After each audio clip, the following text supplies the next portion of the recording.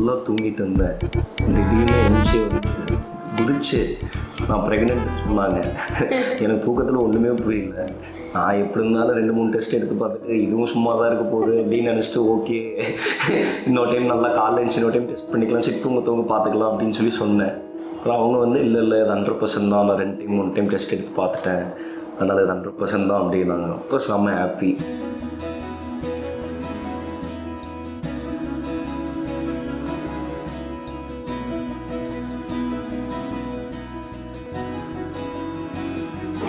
அவருக்கு புரியவே இல்லை. எந்திரிச்சோடனையும் நான் அப்படி தூங்குறவரை எழுப்பி சொன்னால் அவருக்கு என்ன நடக்குதுன்னே புரியல.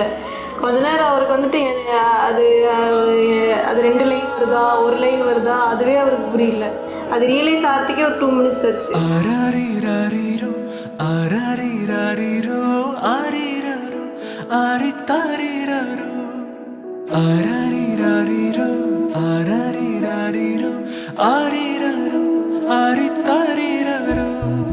போக போக தூரம் போக தூரல் நீளும் வானமே. நான் ஒரு மேஜர் டிஃப்ரென்ஸு. நானே காணாமல் போனால் கூட தெரியாது. நான் எங்கேயாவது நடுராத்திரி எந்திரிச்சு போயிட்டா கூட தெரியாது. கன்சீவ் ஆனதுக்கப்புறம் நான் லைட்டாக அசைஞ்சா கூட எங்கே போகிறேன் வீட்லேயே தேடுவார். பயங்கரமான பயந்தாரு. ஃபுல்லாக வந்து என்ன எல்லாம் கரெக்டாக போகணும்னு ரொம்ப இப்போயும் பயங்கர பயத்தோடு தான் இருக்கிறாரு.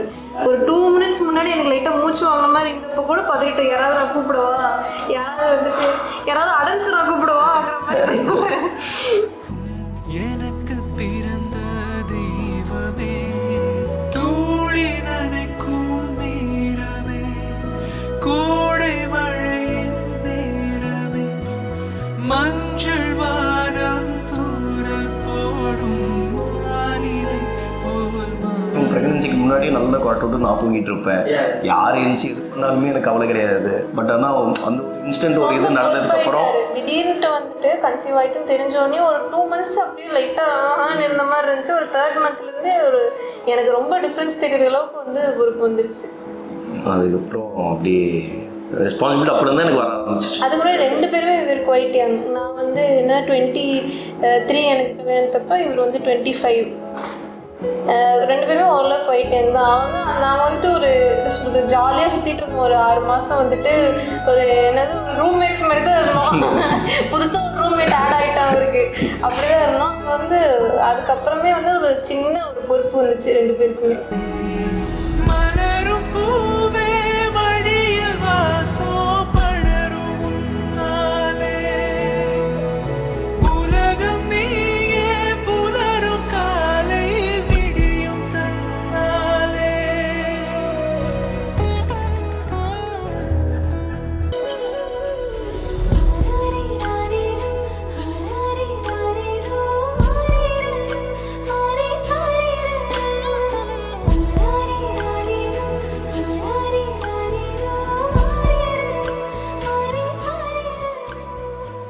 முக்கியமாக இந்த டைமில் வந்து அது வந்து பாப்பாக்காக செய்யணும். நான் உட்காந்ததே பக்கத்தில் வந்து கீழே குமிக்கூடாதுன்னு நான் உட்காந்துட்டு இருந்தேன்.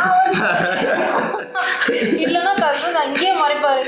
நீ வந்துட்டு ஸ்டேஜ்லேயே அழுவுவேன், நான் அங்கேயே மறைப்பேன், அதனால் நீ எங்கேயும் உழுவக்கூடாது அப்படின்னு சொல்லி தான் கூப்பிட்டு வந்தார். நான் எங்கேயும் உழுவே இல்லை. எனக்கு பதிலாக இவர் எல்லாருக்காலையும் உழுவார் போயிட்டு. பொன்னாய் கண்ணெல்லாம் இன்னும் ஸ்வர்ணமோ நீதானே பொல்லாத நாளும் சொல்லாம மாறும் புன்னகை தந்தாளே. இவங்க சைடு என்ன எக்ஸ்பெக்டேஷன்? என் குடும்பம் மொத்தமாகவே ஆம்பளை வரலாறு தான் எங்களுது. எங்கள் பாட்டிக்கு தம்பி அண்ணன் 2 பசங்க, எங்கள் அப்பாவுக்கு 2 பசங்க.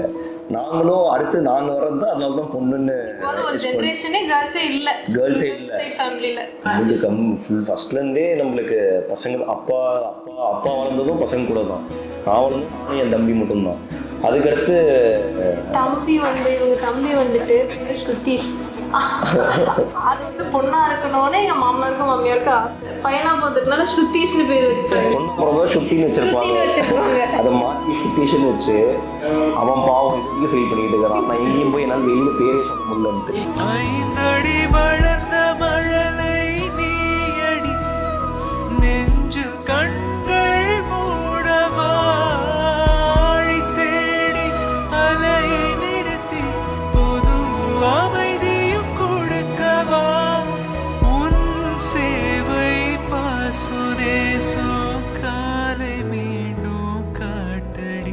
லைக் என்ன சொல்கிறது, இன்றைக்கி தான் உங்கள் அம்மாவுக்கு ஃபங்க்ஷன் நடந்துச்சு, செம்ம ஹாப்பி.